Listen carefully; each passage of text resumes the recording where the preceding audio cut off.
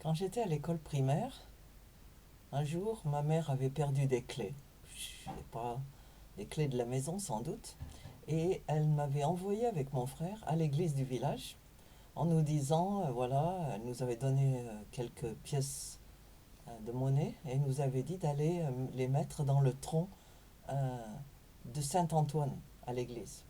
Donc il y avait une statue de Saint-Antoine avec un tronc pour les offrandes et elle nous avait dit qu'il fallait prier Saint-Antoine parce que c'était lui qui retrouvait les clés perdues et les objets perdus. On est arrivé à l'église et je me souviens que mon frère m'a dit, est-ce que vraiment on va faire ça? Est-ce que vraiment on va mettre ces pièces de monnaie dans le tronc? J'ai oublié ce qui s'est passé après, mais c'est une coutume peut-être pratiquement ancestrale.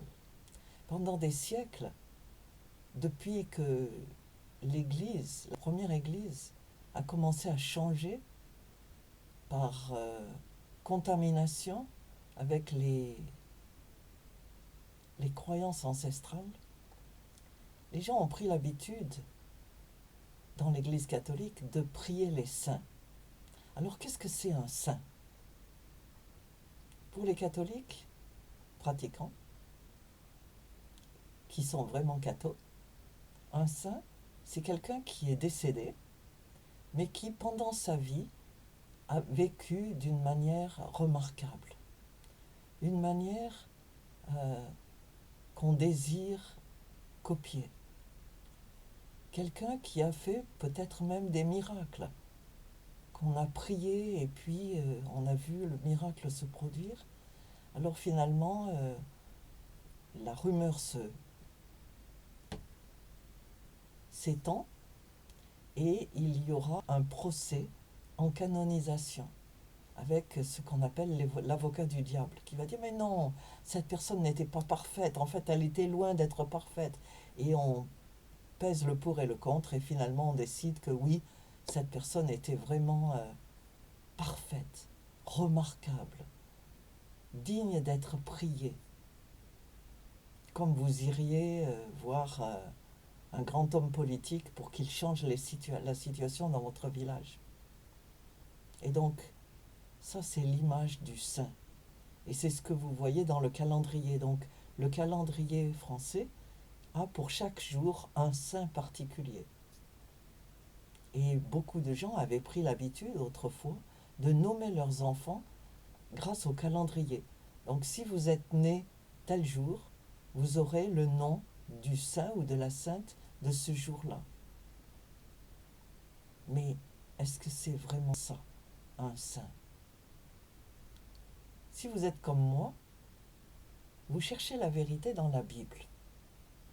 Et j'ai découvert que la Bible, en particulier euh, le Nouveau Testament, parle des saints d'une manière très différente. D'abord, toute la Bible, à partir de son début, parle de saints comme place ou personne qui a été consacrée à Dieu. Par exemple, la sainte ville de Jérusalem. Le prêtre dans l'Ancien Testament qui est saint parce qu'il a été oint d'huile et consacré à Dieu. Il y a aussi des saints objets, des objets qui ont été consacrés à Dieu. Et le Nouveau Testament continue cette même définition du saint. Pierre, Paul et les autres, quand ils écrivent leurs lettres, s'adressent aux saints, le groupe des saints, l'Église, comme une assemblée de saints. Alors qu'est-ce que c'est un saint? Ce n'est pas quelqu'un qui est parfait, quelqu'un qui a passé sa vie à faire de bonnes choses. Ce n'est pas quelqu'un qui est si bon, si merveilleux, qu'on puisse le copier, et tout en se disant que c'est impossible. Non, c'est quelqu'un qui a été consacré à Dieu, consacré à son service, Et nous pouvons et nous sommes invités, chacun et chacune, à consacrer notre vie à Dieu. Nous offrir, comme dit l'Épître aux Romains, comme un sacrifice vivant. Disons à Dieu, je te donne ma vie.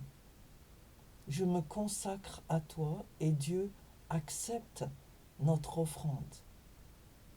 Et c'est lui qui nous transforme progressivement. Un saint, c'est quelqu'un qui a été consacré, qui a la marque de Dieu sur sa vie et qui est en phase de développement, en phase d'amélioration, qui devient de plus en plus comme Jésus. C'est ça un saint. Alors, nous sommes tous invités. Êtes-vous un saint? Faites-vous partie du peuple des saints? Je vous invite à reconsidérer tout ça. Vous n'avez pas besoin de vous accrocher à un saint et de le prier.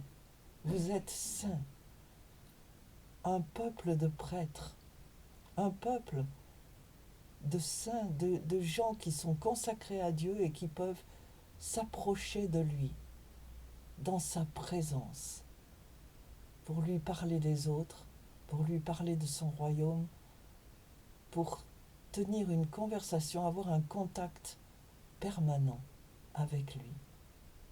Bonjour les saints.